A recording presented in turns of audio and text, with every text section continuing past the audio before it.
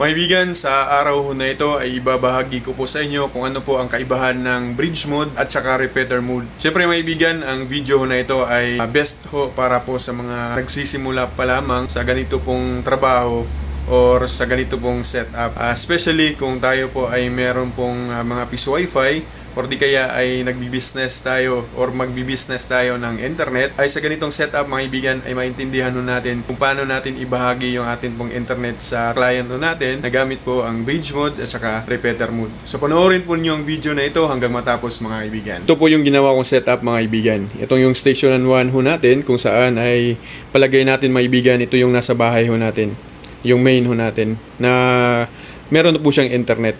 Okay, so connected na po yan sa internet ho natin. So ngayon, ibabahagi natin siya dun sa client ho natin or dun po sa kabilang bahay or dun po sa pangalawang bahay natin. So paano natin yun gawin? So gagawin natin yan as bridge mode mga kaibigan. Tapos, yung pangalawa naman, papakita ko din po sa inyo how to config nung pong repeater mode para maintindihan natin yung kaibahan nila. Dito po sa client ho natin, na kung saan ay ibabahagi natin yung internet natin dito na naka-wireless. Ganito po ang kanyang setup mga kaibigan. So ito po, papuntang power supply sa antena natin. Ito namang black cable, UTP cable, papunta po dyan direct dito po sa akin pong laptop. So ito po yung naka-setup na kaya meron na po siyang internet. Dito pala mga kaibigan, itong UTP cable na ito, galing ho dito sa atin pong station 2 or antenna or client. Pwede ho natin lagyan ng switch dito mga kaibigan, switch hub.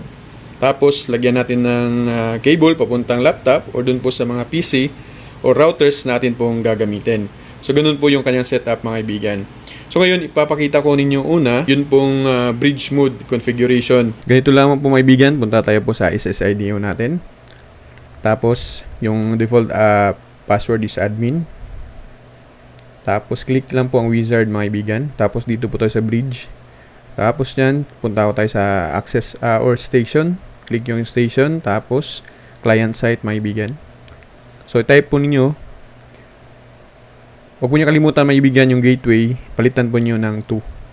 Pag nag-bridge mode ho tayo. Tapos i-click ho natin yung gilid, pinakagilid. I-scan ho natin yung station 1. Yung station 1, may password po yun na nilagay natin. So, click lamang po ninyo or insert po ninyo tapos finish po mga kaibigan para magkaroon ho tayo ng bridge mode. So, ganun lamang po kasimple. Hintayin lamang ho natin. Magdi-disconnect ko tayo.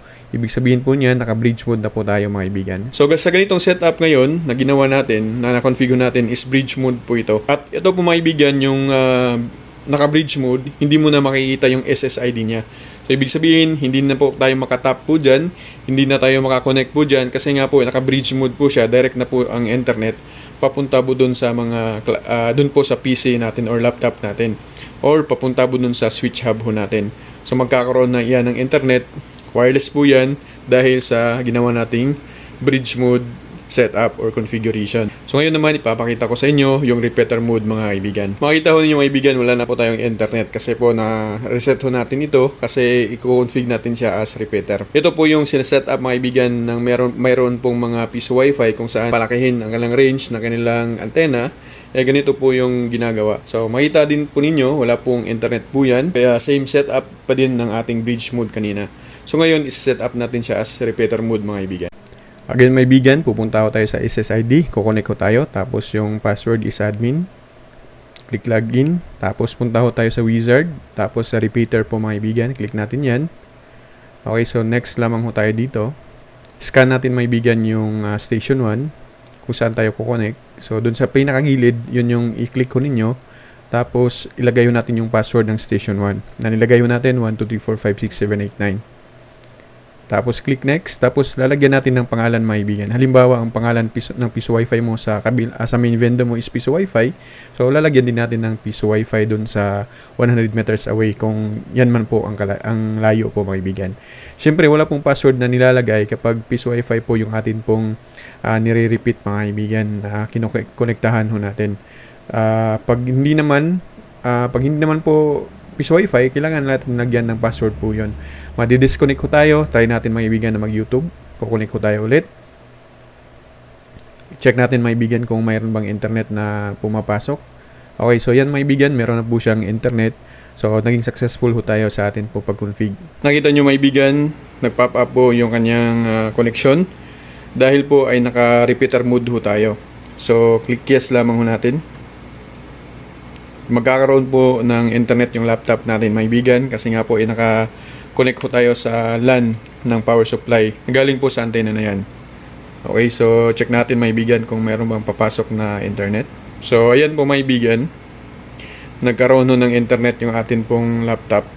Ang repeater mode mga kaibigan ay maganda ho talaga ito para po sa atin pong mga piso wifi antenna kung saan ay papalawakin natin yung range natin. So gagamit tayo ng repeater mode.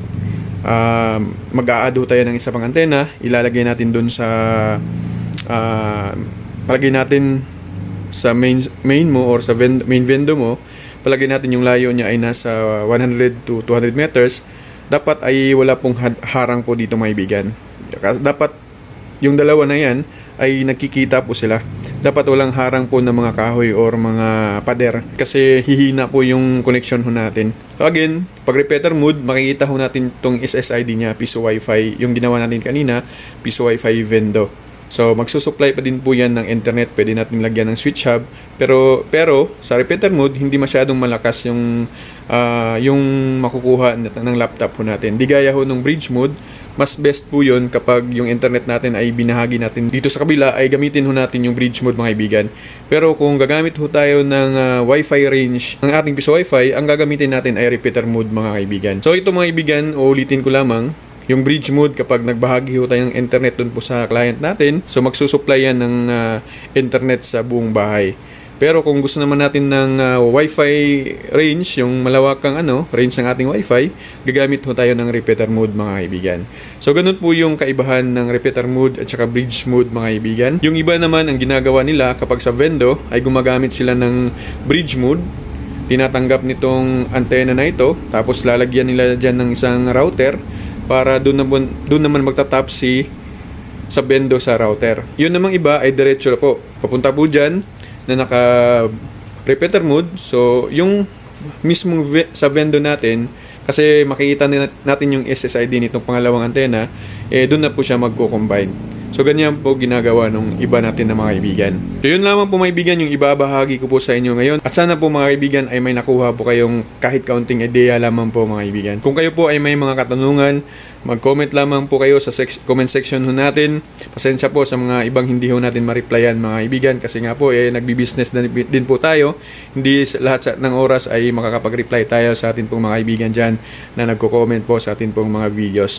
So yun lamang po mga kaibigan, magandang araw sa inyong lahat and God bless us all.